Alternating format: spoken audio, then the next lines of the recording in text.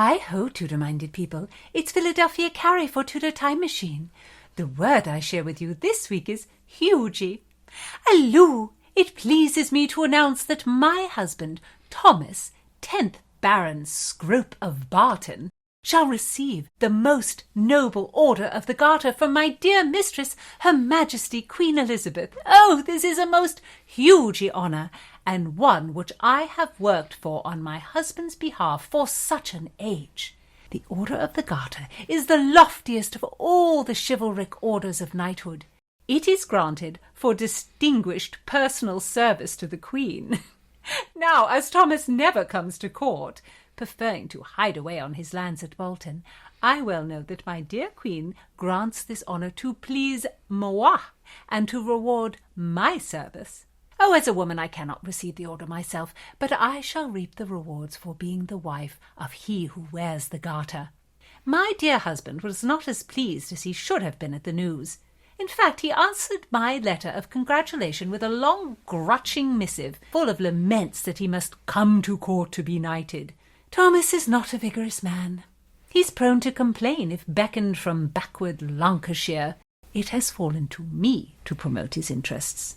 Oh, yes, he is a drumble, with a mooncalf face and a faulty foot for dancing. Between you and I am quite content to live without my other half.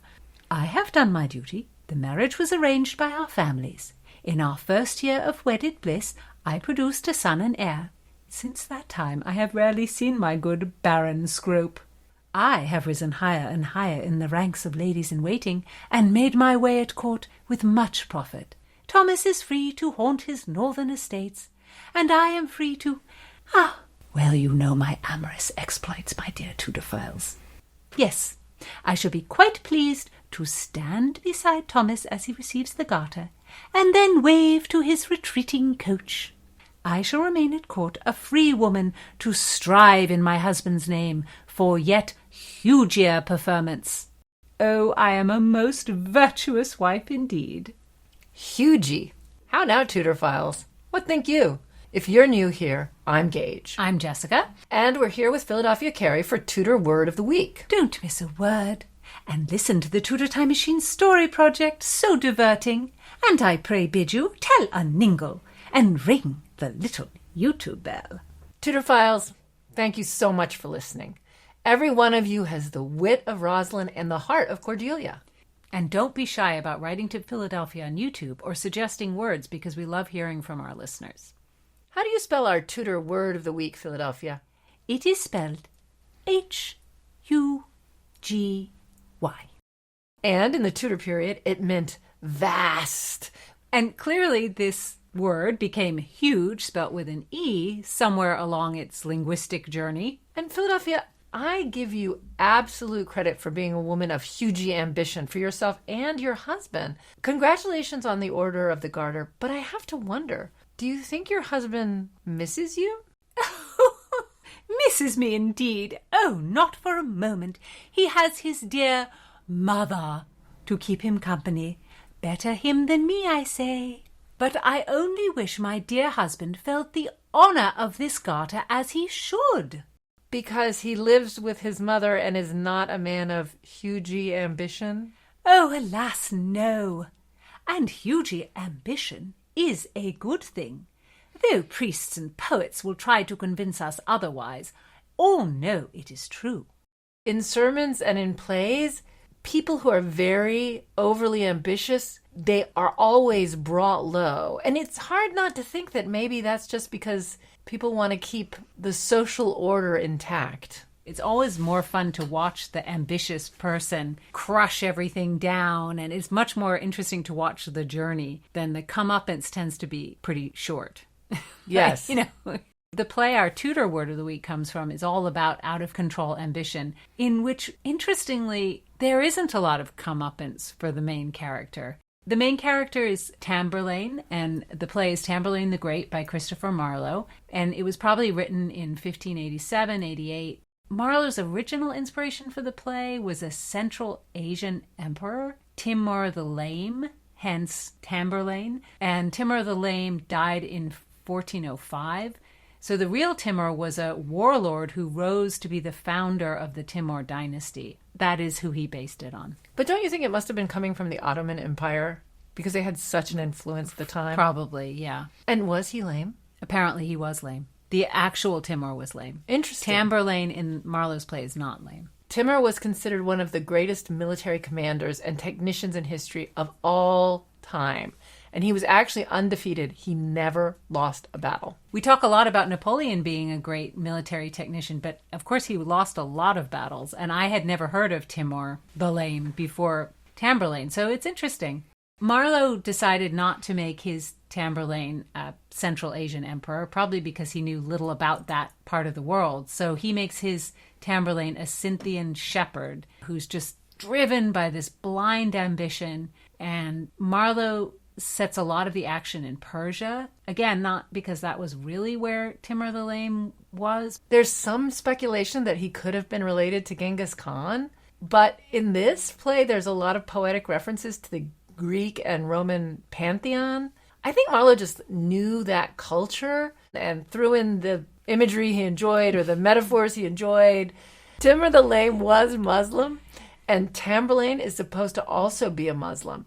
But he refers to the Greek gods way more than he refers to Allah. So I don't know if we would find this situation acceptable now, but that is how Marlowe did it. Yeah, absolutely. Historical veracity wasn't requisite in Tudor drama. I would still say in a lot of historical things, it's not in our time period either, but there was certainly no idea that Muslim people should be depicted in a way that is consistent with what their beliefs would have been. And Tamburlaine wasn't judged on its accuracy by London crowds, so they were fine with whatever Marlowe came up with, because it was a huge hit on the public stage in London. I mean, some historians consider it actually the first really big public theater hit.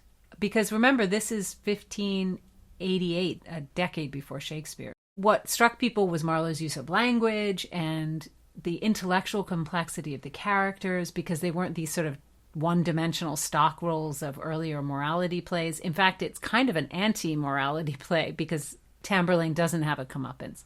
Historians cite Marlowe as one of the first 16th century English playwrights to demonstrate the dramatic potential of blank verse. And along with Thomas Kyd's play, The Spanish Tragedy, Tamburlaine set the tone of dramatic plays for the later Elizabethan and Jacobean plays, Shakespeare included. Yeah, Shakespeare even makes snarky comments about Tamburlaine in some of his plays, as Ben Jonson did too, because Tamburlaine was such a huge hit. It was kind of like Star Wars, and everybody made references to it along the way they did with The Spanish Tragedy too, so it's kind of fun. Marlowe really develops Tamburlaine's character because you can kind of see what propels him. He tells you about himself. He's fiery and passionate. He's driven by ambition. Tamburlaine himself is a really strong role. He has incredible speeches. Can you say one for us, Philadelphia?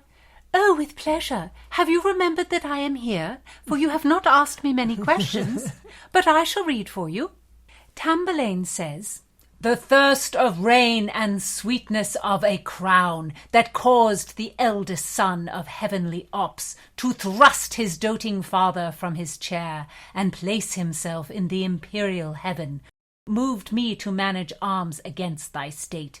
What better precedent than mighty Jove? Nature that framed us of 4 elements, warring within our breasts for regiment, doth teach us all to have aspiring minds. Our souls, whose faculties can comprehend the wondrous architecture of the world and measure every wandering planet's course, still climbing after knowledge infinite, and always moving as the restless spheres, will us to wear ourselves and never rest until we reach the ripest fruit of all, that perfect bliss and soul felicity, the sweet fruition of an earthly crown." How I do love the line, "Nature that framed us of 4 elements, warring within our breasts for regiment, doth teach us all to have aspiring minds." I can tell you really enjoyed that speech, Philadelphia. I did indeed. Aspiring minds is a great phrase. But 16th century politicians did not want crowds of Londoners aspiring to power. Oh, no, heaven forbid. They should leave their station. And then what would happen? The play's popularity worried officials.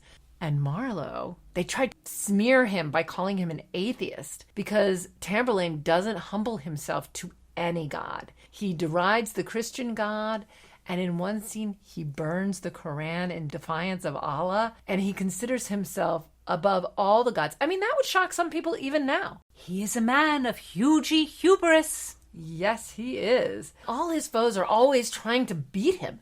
The Emperor of the Turks uses our word of the week to buoy up his allies against Tamburlaine in battle. He says, "Well said, my stout contributory kings. Your threefold army and my Hugy host shall swallow up these base-born Persians." Oh, I did enjoy the play when I saw it.